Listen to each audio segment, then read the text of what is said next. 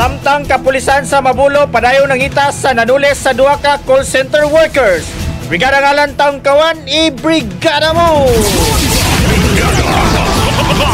Live report.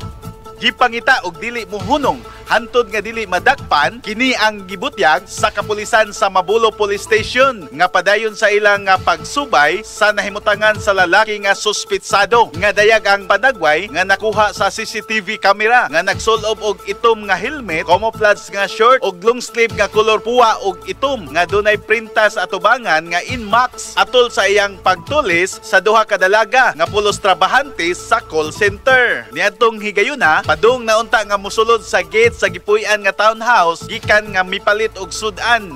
Nahitabo ang pagtulis Lunes sa kadlawon Enero 8, 2024 sa San Miguel Road, Barangay Apas, Dakbayan sa Subo. Nakuha gyud sa CCTV camera ang hitabo nga ang babaeng nagsulob og beng mao si Erica Manjero nga misutoy sa pagdagan o grabing syagit palayo sa tulisan tungod sa kahadlok. Samtang si Angela Batica ang dali nga gilabay ang iyang cellphone diha sa lobby sa iyang gipuy-an nga townhouse. Tungod sa komosyon, ang co-enforce gagibitbit ni Batica ang nahulog sa iyang gibarugan nga dunay sulod 80 ka pesos. Ang daling gihakop sa tulisan ug misibat sa taho sa duha ka biktima. Kalit lang miabot ang riding in tandem nga mihunong tungod sa gate. Ang backrider niini maoy miduol nga dunay gidala nga kitchen knife. Gisubay karon sa mga otoridad ang komento sa usa ka netizen sa usa ka social media post nga ang suspitsado taga Nibel Hills ug giingong bag-ong laya sa bilangguan. In the hearts of changing lives, ako si Brigada Alan Tangkawan sa 90.7 Brigada News FM Cebu, the Music and News Authority.